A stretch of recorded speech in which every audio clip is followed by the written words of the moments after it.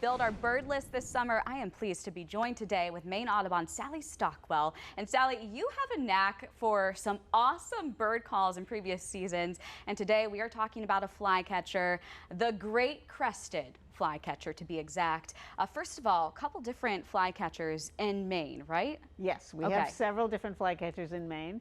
This morning I woke up to the sound of the great crested flycatcher going weep, Weep. Okay. and they love to hang out really high in the deciduous trees, unlike our phoebes and peewees.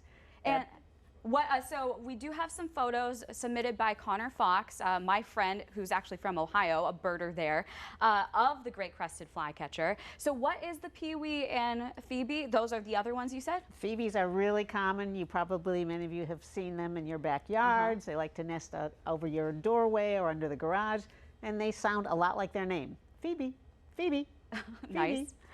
Peewees tend to be out in the woods, in little gap openings in the woods, and they sound a lot like their name, which is peewee, peewee. Okay, good. I like that they say their names.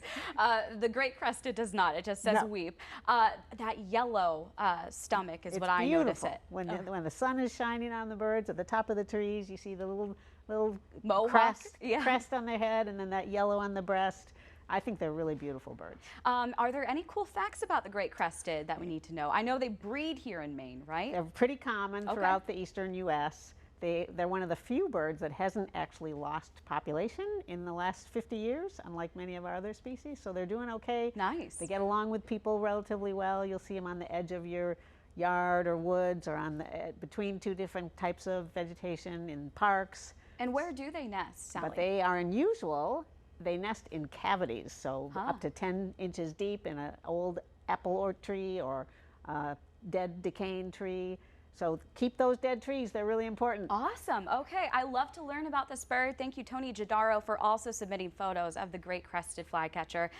Sally, I also saw that they even use snakeskin too to build their nest. They use all kinds of different materials to build their nest. In Florida in particular, where snakes are more common and abundant, they like to weave that snakeskin into their nests. Well, thank you so much for joining us today to talk about this bird. You birders at home are sending in awesome photos and video with the hashtag Bird of the Week. Coming up next Thursday, we are talking about the gray catbird. This one's a talker, literally, so send in your photos or better yet, video to chime in.